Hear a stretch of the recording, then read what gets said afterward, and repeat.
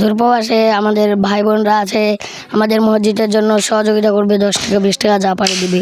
আসসালামু রহমতুল্লাহ। হলদিবাড়ি পূর্বপাড়া ডিপপাড়া জামে মসজিদের যে আজকে কাজ সেটা শুরু করলাম। আপনারা জানেন কিছুদিন আগে বিএমপি, তারপরে জামাত, তারপরে এনসিপি, গণ অধিকার সবাই এসেছিলেন আমাদের মসজিদ প্রদর্শন করার জন্য। ফারুক ভাই এসেছিলেন, আশ্বাস দিয়েছেন, এবং আমাদের এলাকার সমস্ত ভাইরা অর্থ দিয়ে, টাকা দিয়ে, শ্রম দিয়ে আমাদের মসজিদের কাজ করেছেন। ইতিমধ্যে আমরা 14টি এই যে রড যে গাড়বে তথা পিলার যেভাবে 14টি খনন করা হয়েছে, এবং মিস্ত্রির সাথে আমরা কথা বলবো এখন। হলদিবাড়ি ডিপপাড়া মসজিদে প্রায় 1 কোটি টাকার প্রয়োজন, তো আমরা মাঠে নেমেছি আলহামদুলিল্লাহ। তো মিস্ত্রি ভাই কেমন আছেন? আছি ভাই আলহামদুলিল্লাহ। আজ থেকে তো কাজ শুরু করবেন, প্রবাসী বিদেশি তাদের কি বলবেন?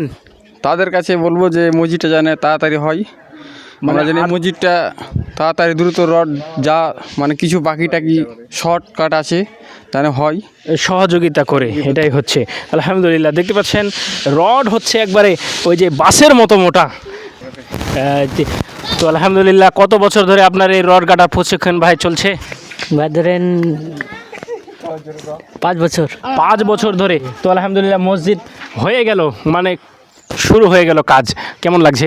আলহামদুলিল্লাহ ভালো শুরু হয়ে গেছে। সহযোগিতা আমি করব প্রায় 50 থেকে 60 যত হয় আর কি, চেষ্টা করব মানুষদের কাছে উঠাই। তো যারা প্রবাসী আছে তাদের কি বলবে?